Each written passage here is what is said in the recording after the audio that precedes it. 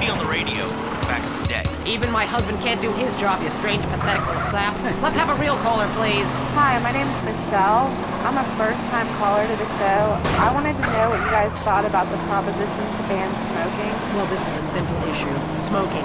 Democracy at work again in our state. Seems like a good thing when you first look at it, but democracy only works when you agree with it. Then it's best to favor a totalitarian state. I'm not sure about this one. I think smoking is an invasion of my body, and I've always wanted to shoot people. I'm right behind the proposition. Me too. Thanks, Michelle. I also wanted to say hi to my stepbrother Phil, who's been undergoing a hair transplant today. Hey Phil, if you're listening, I hope it's fixed this time.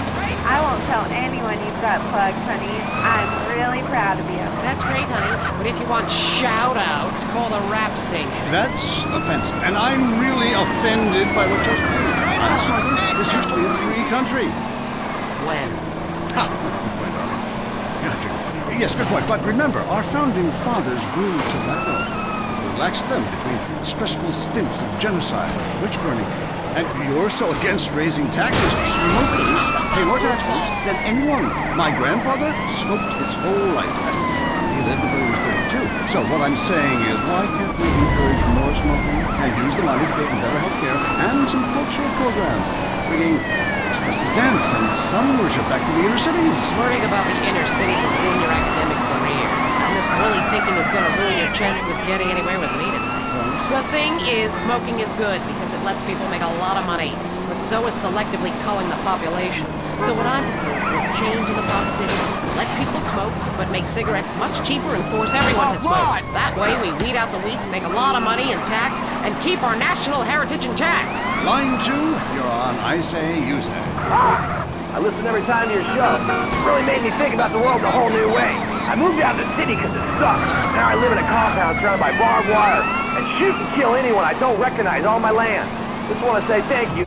That's quality broadcasting. Yeah, thanks. That makes me feel a lot better about myself. Have you got a question?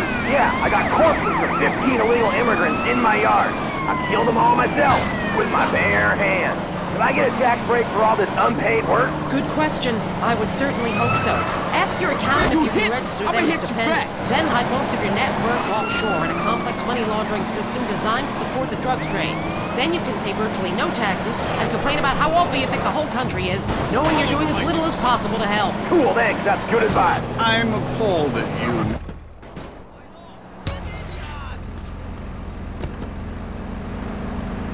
Yes, it's a great opportunity for some profit-centric thinking. You missed a wonderful opportunity to talk about recycling.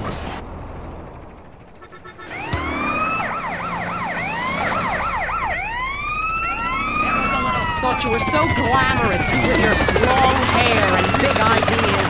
You were studying for a PhD in cultural ceramic history or cross-cultural underwear or something, and I was very young, very foolish. Now I see you for what you are. What's that? An intellectual cesspit, a middle-class disaster, a guilt trip wrapped in neuroses and completely unable to function in this society. No wonder I've begun to sleep around.